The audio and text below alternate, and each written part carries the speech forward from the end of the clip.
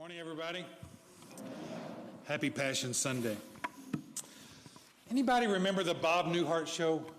Anybody remember? Wasn't that a great show? I used to watch it as a kid. You know, Bob Newhart played a psychologist who treated patients dealing with all sort of human neuroses. And from a human perspective, I thought it was a fascinating show. Well, a few years later, Mad TV did a great spoof on the Bob Newhart show. It was wonderful. I mentioned it last week during a daily mass. I want to retell it today on Passion Sunday. A patient walks into Newhart's office and tells the psychologist that she has a fear of being buried alive in a box. Every time I think about it, she says, I just go into a panic. Newhart asks, was anyone ever tried to bury you alive in a box?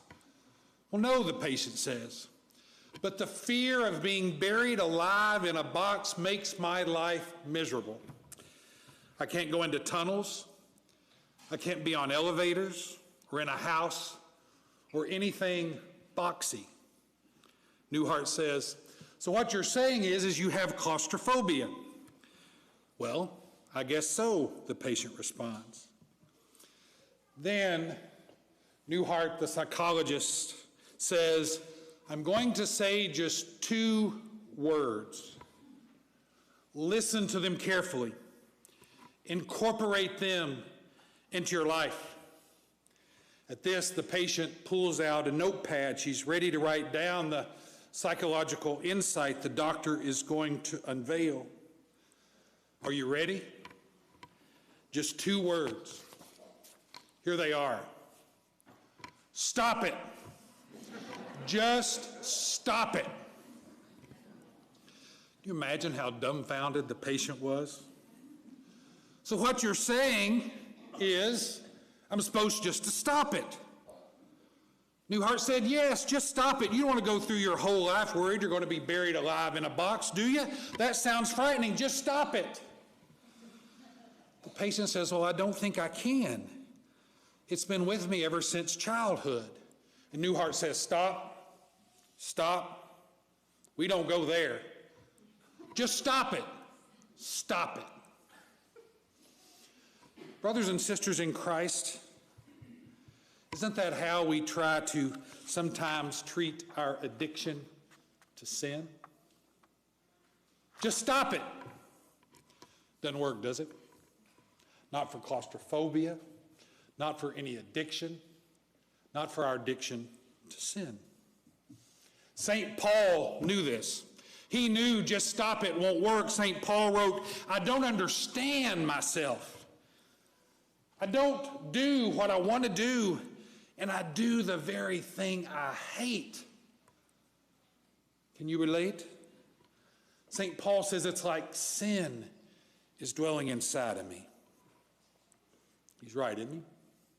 And like any addiction, there are 2 key steps. Step 1, come to grips with how severe the problem is and admit we are powerless against it.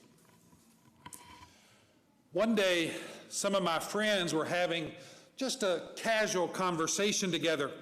And all of a sudden, one of my buddies pointed to one of my other buddies and said, you're a wounder. You're a wounder. We're all just wounders. Another one of my buddies says, what in the world are you talking about? And my friend said, do you realize how many times in our little conversation here among friends, we're putting somebody down, throwing some shade, talking crap about somebody for really no good reason? Another one of my buddies jumped in and said, I know why we do it. Talking about somebody makes us feel better about ourselves. And I said, we are wounders, because wounded people wound. And haven't we all been wounded at some time in our lives, in one way or another? So now, whenever my friends are together, every time somebody starts wounding with words, someone will holler out, wounder, wounder. It kind of puts a break on our addiction. We call it the wounder game.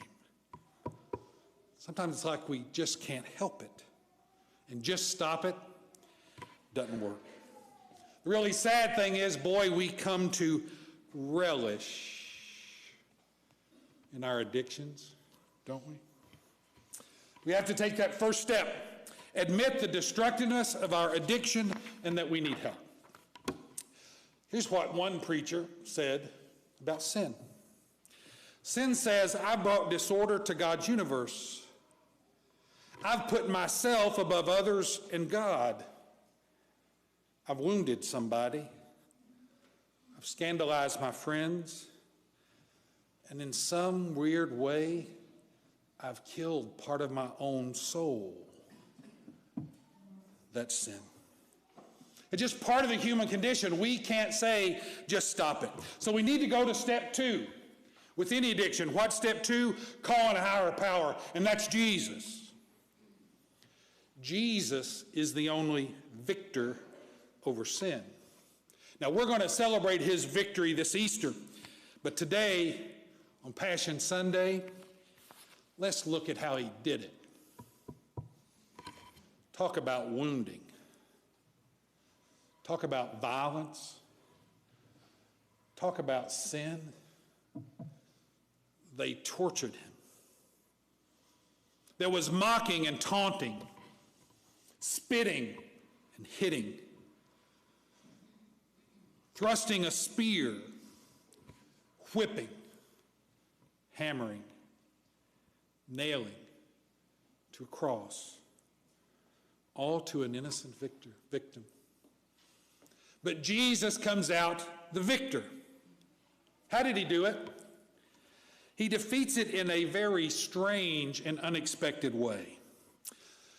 It's like some sporting event where Jesus looks like the underdog, going up against Satan, the prince of darkness, going up against one of the greatest political powers the world has ever known, going up against a very influential religious establishment. Jesus appears outmanned, outmaneuvered. God, on the face of it, the underdog coach, comes up with the most bewildering strategy, something completely unheard of in the eyes of the world, so surprising that it totally overwhelms the seemingly stronger opponent. What does he do? The wounded one does not wound back. He gives his back to those who beat him. He gives his cheeks to those who pluck his beard. He does not shield his face from buffets and spitting. He empties himself for his enemies. It is the irony of all divine ironies.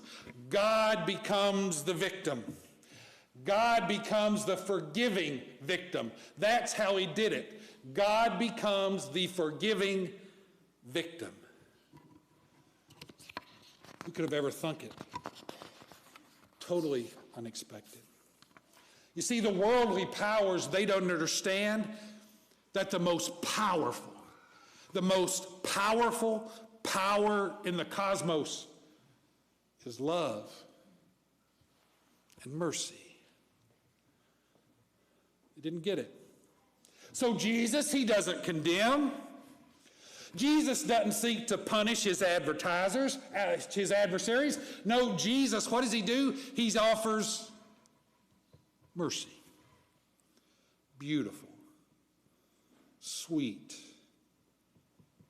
mercy. Can't you see why he does it this way too? Not only is it the most powerful force in all the universe, by doing it this way, Jesus is trying to persuade us. By doing it this way, Jesus is saying, look at how much I love you. I don't condemn you. I'm not out to punish you. I offer mercy. I'm your way out of sin. Let me transform you with my love and mercy. Come to me, and I will give you rest. It's divine persuasion. What a story, eh? Passion Sunday. So what do we do with all this practically? Well, this is Holy Week. Let's make it holy. Let's make it about Jesus. Let's let Jesus persuade us. So come to Holy Thursday Mass, the institution of the priesthood, the institution of the Eucharist, persuading us with the grace of the sacraments. Come on Holy Thursday, persuading us by letting him wash our dirty, filthy feet. Come on Good Friday. Come at 12:10 on Good Friday, and let's walk the Stations of the Cross through campus. Come to Good Friday services that evening. Let him persuade us by seeing again how he does it, the most powerful force in the cosmos. Witness that on Good Friday again.